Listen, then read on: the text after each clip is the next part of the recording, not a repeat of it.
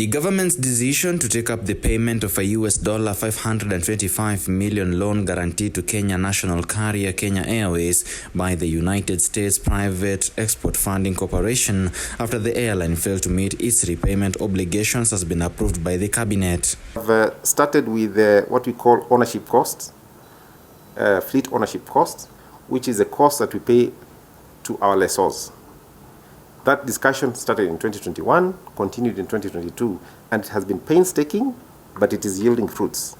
So far, we've been able to negotiate a 21% reduction in the lease costs for all our aircraft. This, from next year, will help us reduce our costs by about 2.5 billion Kenya shillings every year.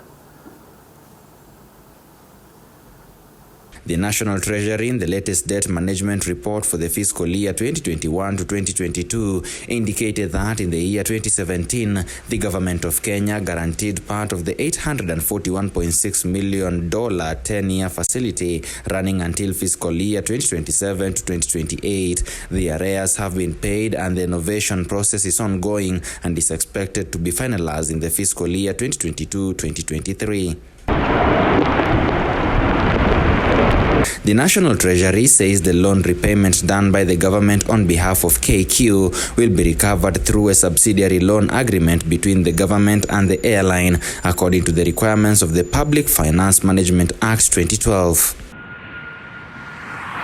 KQ chairman Michael Joseph has told the Informer that KQ is still responsible for the loan repayment. Kenya Airways, which is 48.9% owned by the government, and a group of 10 local banks which owns 38.1% of the shares. Other shareholders include KLM Royal Dutch Airline at 7.8%, employees 2.4%, and other shareholders at 2.8%, says it's planned to return to profitability in the year 2024 after an overhaul of its operations. So far, we have returned, or in the process of returning, 4 aircraft, which we call excess aircraft. Next off is we are currently in the process of negotiating a termination of some of our wide-body aircraft, the 777s, which are extremely expensive for us to run. These ones were contracted in 2014, and we would like to terminate those ones because they are very expensive for us to continue having. The airline halted payments of the loan following the COVID-19 global pandemic that led to grounding of global air travel, making the airline run into financial difficulty. This is not the first time the government is coming to the rescue of KQ, despite recording losses of 15.8 billion in the first quarter and 9.6 billion Kenya shillings by mid-year.